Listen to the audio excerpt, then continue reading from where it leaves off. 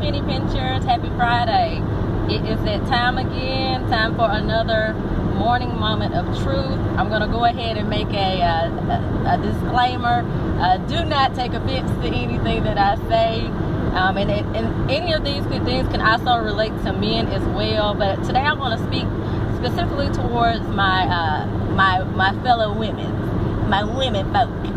But let me go ahead and get started with this so I can get back focused on what I need to be focused on. But I just wanted to come and share. I was just thinking about something the other night and thinking about, us as women, what our role is, even being a single woman.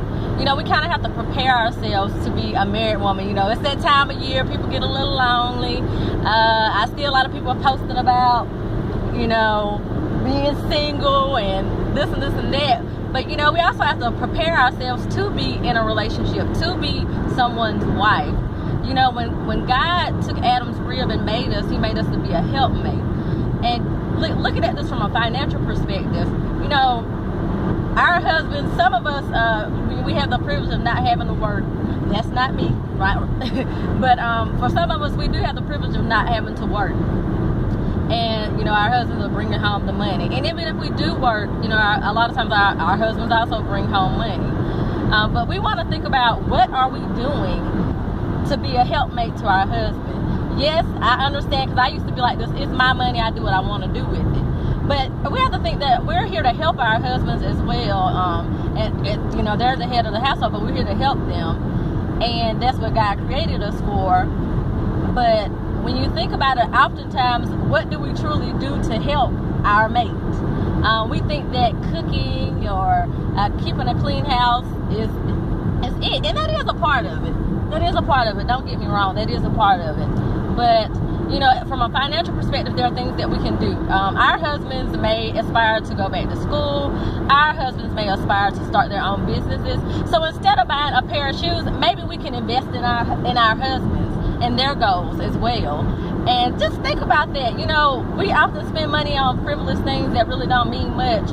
But our husbands have desires burning inside of them, and sometimes, or our boyfriends, but really more so I'm speaking towards people that are married. You should be putting out your money into somebody that you have not taken that vow before God with. Not knocking relationships, but I'm really speaking more so towards people that are married. You just make sure that you're really truly being an example of a helpmate, especially from a financial perspective. Be mindful of how you spend your money, because it does impact your husband. I understand it's your money, you can spend it how you want to, but really think about, what can you do today to help your husband get to where he wants to be? Because when you think about it, society, there's opportunities out here for men, but sometimes they judge our men by the way they look, or they look this way or that way. So let's go ahead and help our husbands and elevate them and invest in them. So instead of buying those shoes, go ahead and put that in a savings account so your husband can go back to school, or put that in a savings account so your husband can start that business. But I hope I get you guys to thinking, and I really want you to ask yourselves today, am I truly being an example of a helpmate? Am I truly reflecting it in my daily walk? Outside of keeping the house clean and cooking and caring for the children, are you financially, from a financial perspective, are you being a true helpmate for your husband? So just think about that as you go into this weekend. I know it's the holiday season, those sales are going on, you want to buy new shoes and handbags, but just think about that.